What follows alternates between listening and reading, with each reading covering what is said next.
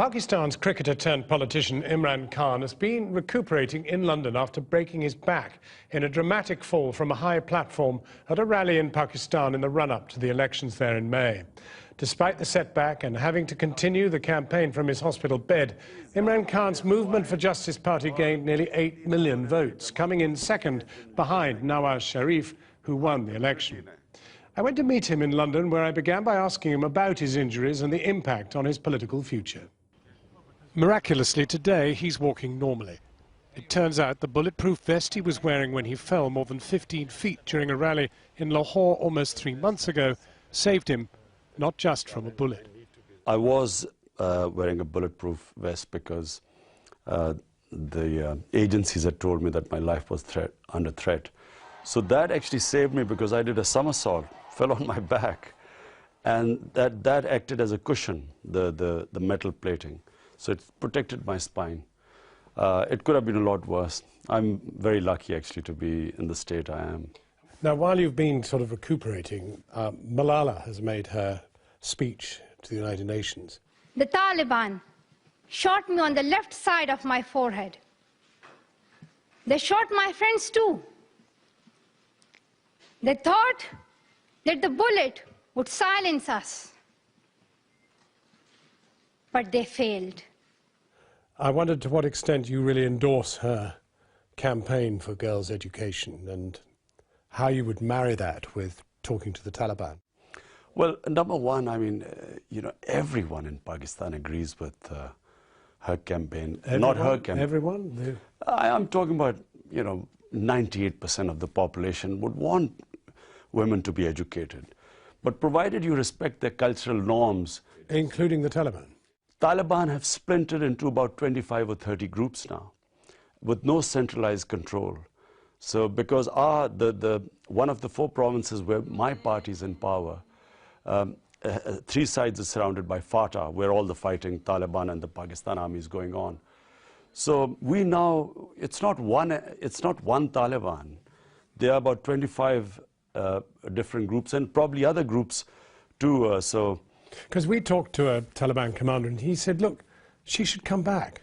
She should come back, she would be safe, she should be a good Pashtun Muslim and she should continue her life in Pakistan. Would she be well advised to do that? For 1 year, possibly not, because you see, when the Americans leave Afghanistan, we could completely have a different situation in Pakistan too, because we could actually, the whole thing could start subsiding. But it's tricky. I mean, what is the situation in Afghanistan after NATO leaves? We don't know as yet. This fanaticism which has gripped the country now, more radicalization than ever before. This will then, we hope, we'll be able to control the militancy. Who do you blame for the radicalization? Saudi Arabia?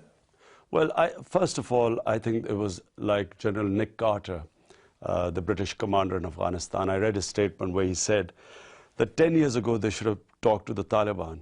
I think initially if Al-Qaeda and Taliban were separated, because Taliban Pashtuns, they had no capability of attacking Western targets. It was Al-Qaeda. So that effort wasn't made. And then when the Taliban were toppled, they were weak, that was the time to hold political talks with them and sort of separate them from Al-Qaeda. And he quite rightly says, and I believe that's what should have been done, that opportunity was lost. And now that the Taliban know that NATO is leaving next year, I mean, they are talking from a position of strength. How do you talk to them then? Who do you talk to? In Pakistan, we don't know, who these groups are now, because it started off with the TTP about five years back. And now in every tribal agency, 7 of them, there is now a Taliban group, and they've splintered further. And a lot of criminals, young people, unemployed, they've become Taliban. You don't need any qualification to become Taliban. You can just make a group and call yourself Taliban. So we really need, Pakistan's #1 issue now is to deal with terrorism. But terrorism is generated by several different forces. One, of course, is the continuing spillover of the war into Pakistan, the drone attacks. What would you do about the drone attacks? You see, what the drones do is that they link Pakistan with the US war. Once Pakistan is considered a collaborator of the US, then the Taliban's narrative of jihad against the Pakistan army and security forces and the police, then they can call for jihad. Jihad means suicide attacks, suicide attacks because it's martyrdom. So to take the motivation away from the suicide attacker, it's imperative that Pakistan disengages from the US war. In the latest figures I've seen, which admittedly only go up to 2009 or so, talk about 94 children being killed in drone attacks. But drone attacks, it's the most inhuman thing any civilized country could think of. Well, are you surprised that there isn't more protest in the West against them? Because in the West, people don't understand anything about drone attacks. They are given wrong figures. The Peshawar High Court asked the political agent in Waziristan to give the figures of civilians killed in drone attacks.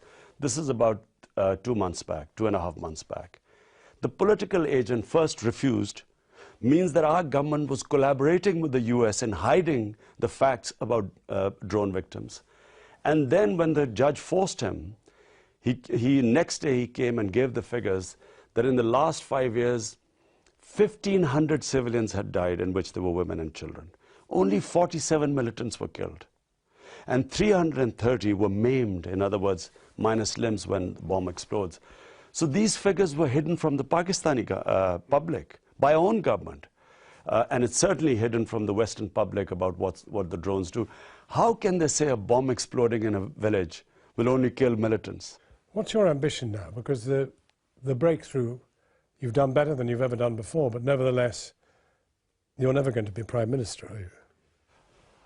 Well, I mean, bearing in mind that we broken through a two-party system, we're the second biggest party in Pakistan. I mean, it very rarely happens that you break through in a two-party system.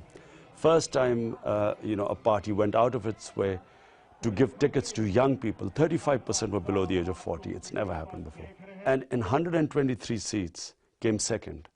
So and at 140 you form government. So I think the breakthrough is around the corner. So I think we are sitting in a very good position right now. How much of a setback has your accident happened?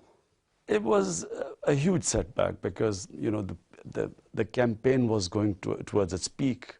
I mean, we had never had seen such scenes in Pakistan, young voters coming out for the first time, youth getting politicized. Women, never have you seen them in such numbers coming out to vote. So it was reaching its peak, and the last 2 days were going to be the peak of the campaign, and so it was unfortunate. Imran Khan, thank you very much indeed for talking to us. Pleasure.